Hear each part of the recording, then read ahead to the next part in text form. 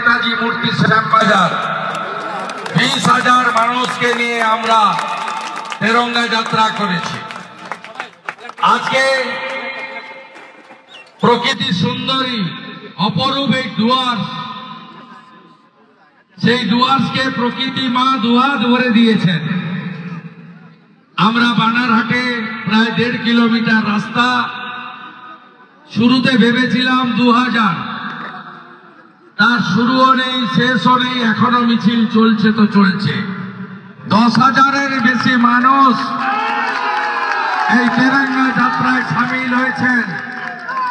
আমি আমাদের সকলের পক্ষ থেকে তাদেরকে জাতীয়তাবাদী দেশপ্রেমিক অভিনন্দন জানাই। কোন ফুটাপাটি পতাকা ধরলেও বিজেপির কিছু হবে না, কিছু হবে না। গঙ্গাবাবু গেছিলেন, মনোজ সিংহা জিতেছে। সুমন বাবু ভিতরে বিজেপি, বাইরে তৃণমূল, 38,000 ভোটে লিড আলিপুর দুয়ারে।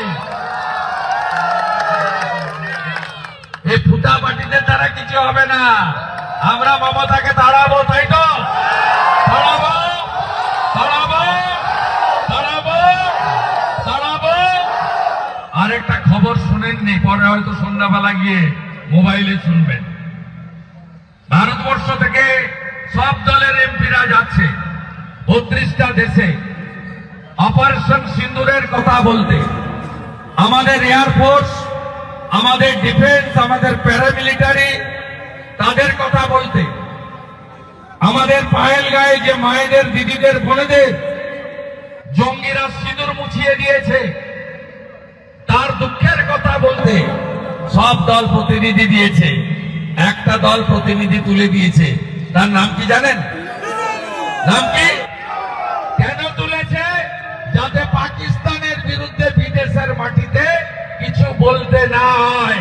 পাকিস্তানের বিরুদ্ধে বললে ভোট ব্যাংক নড়ে যাবে, খেলার ভোট ব্যাংক নড়ে যাবে। তাই তিনি তার প্রত্যাহার করে নিয়েছেন প্রতিনিধি। রাষ্ট্রবাদীরা একজোট, উপরে নরেন্দ্র মোদী, নিচে কমল, মাঝখানে কিচ্ছু নেই। সবাই লড়বো এবং জিতবো। আমি যদি নন্দীগ্রামে 26% মুসলিম ভোট আছে, মমতা ব্যানার্জিকে হারাতে পারি, আপনারাও পারবেন। উত্তরবঙ্গ গতবার থেকে বলেছে, এবারে উত্তরবঙ্গের 54টা সিট মালদা থেকে কালচিনি জয়গাঁও অব্দি, দার্জিলিং এর পাহাড় থেকে কোচবিহারের শীতলকুচি অব্দি আমরা 54টাই মমতা ব্যানার্জিকে খালি হাতে পাঠাবো। মমতা ব্যানার্জি উত্তরবঙ্গ বিরোধী, হ্যাঁ কি না বলুন?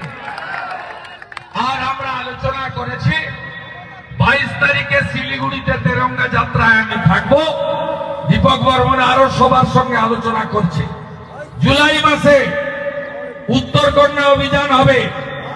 3টি দাবিতে, উত্তরবঙ্গের নদী বাঁচাও, উত্তরবঙ্গের অরণ্য বাঁচাও, উত্তরবঙ্গের চা বাগান বাঁচাও। এই মুখ্যমন্ত্রী যেদিন উত্তরবঙ্গে আসে একটা করে চা বাগান বন্ধ হয়। আজকেও মধু চা বাগান বন্ধ হয়ে গেছে। इसको उखाड़ फेंकना पड़ेगा, उखाड़ फेंकना पड़ेगा। बंगाल में डबल इंजन बनाना ही पड़ेगा। मोदी जी को हाथ मजबूत करना पड़ेगा।